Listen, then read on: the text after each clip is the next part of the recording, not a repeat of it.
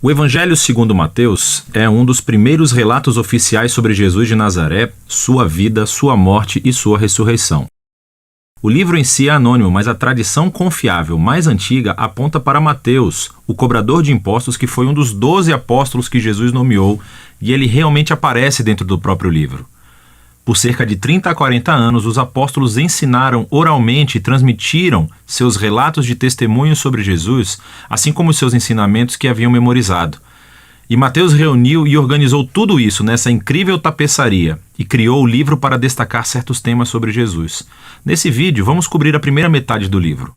Especificamente, Mateus quer mostrar como Jesus é a continuação e o cumprimento de toda a história bíblica sobre Deus e Israel, que Jesus é o Messias da linhagem de Davi, que ele é o novo mestre com autoridade, como Moisés. Mas não só. Jesus é o Deus conosco, ou em hebraico, Emanuel. E Mateus desenhou esse livro com uma introdução e depois uma conclusão.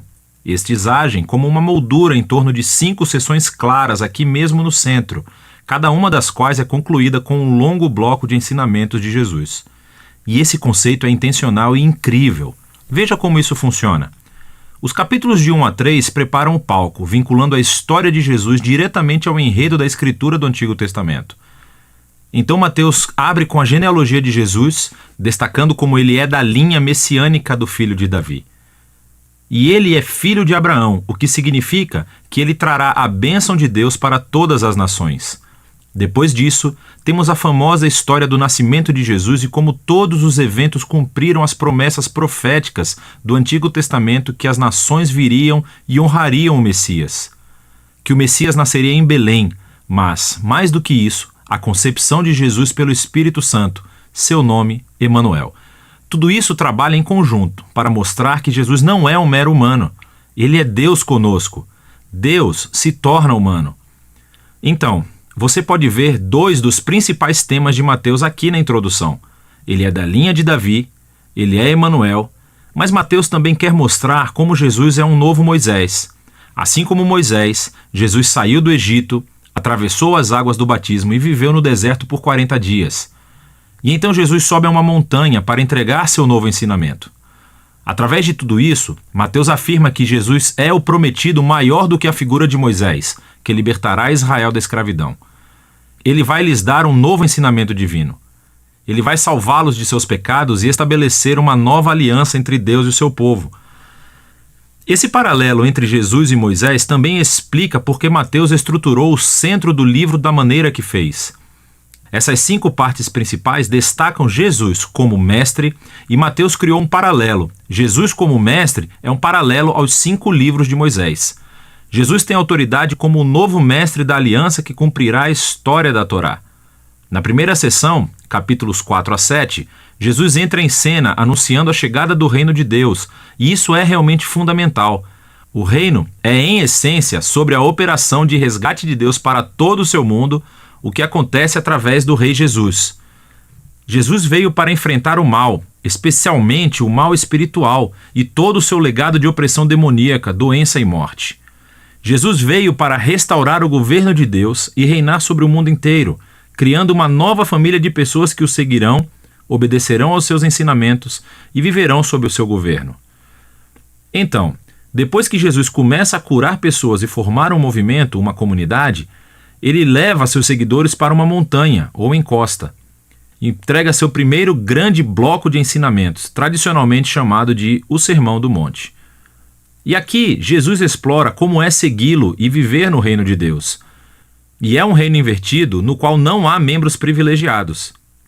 Assim, os pobres, os Zé Ninguém, os ricos, os religiosos, todos são convidados e chamados a se converter, a se arrepender e a seguir Jesus e unir-se à sua família. Jesus diz que ele não está aqui para anular os mandamentos da Torá ou do Antigo Testamento. Em vez disso, ele está aqui para cumprir tudo isso através da sua vida, através dos seus ensinamentos. Ele está aqui para transformar os corações do seu povo, para que eles possam verdadeiramente amar a Deus e amar o próximo, incluindo os seus inimigos. Depois de concluir o seu grande ensinamento sobre o reino, a próxima sessão mostra Jesus trazendo o reino à realidade no dia a dia das pessoas. Então, Mateus reuniu aqui 9 histórias sobre Jesus trazendo o poder do reino de Deus para as vidas de pessoas desvirtuadas. Existem 3 grupos com 3 histórias e elas são todas sobre pessoas que estão doentes, ou têm corpos quebrados, ou estão em perigo. E Jesus as cura ou salva por esses atos de graça e poder. E então, bem no meio dessas tríades, encontramos 2 histórias paralelas sobre o chamado de Jesus para que as pessoas o seguissem. E aqui Mateus está enfatizando algo: que somente é possível experimentar o poder da graça de Jesus se decidir segui-lo e tornar-se seu discípulo. Depois de Mateus ter mostrado o poder do reino através de Jesus, Jesus estende o seu alcance, enviando os 12 discípulos que farão o que ele tem feito. E isso leva ao segundo grande bloco de ensinamentos, o capítulo 10. E aqui Jesus ensina seus discípulos a anunciar o reino e o que esperar quando o fizerem. Muitos entre Israel estão aceitando a Jesus e a sua oferta do reino, mas os líderes de Israel não. Eles perderão muito ao se arrependerem e se tornarem discípulos de Jesus. E então Jesus sabe que eles o rejeitarão e perseguirão os seus seguidores. O que é exatamente o que acontece na próxima sessão, capítulos 11 a 13. Mateus reuniu um grupo de histórias sobre como as pessoas respondem a Jesus e a sua mensagem. E é tudo misturado. Algumas histórias são positivas, as pessoas amam a Jesus e acham que ele é o Messias. Outras são mais neutras, como João Batista, ou até mesmo os membros da própria família de Jesus, e deixam claro que Jesus não é o que esperavam. Então, aos líderes de Israel, que são totalmente negativos, você tem os fariseus e os estudiosos da Bíblia. Todos rejeitam Jesus. Eles acham que ele é um falso mestre, que está levando as pessoas para o caminho errado. Eles pensam que Jesus é uma blasfêmia com essas declarações exaltadas que ele faz sobre si mesmo. Mas Jesus não fica surpreendido ou se abala com essas respostas tão diversas.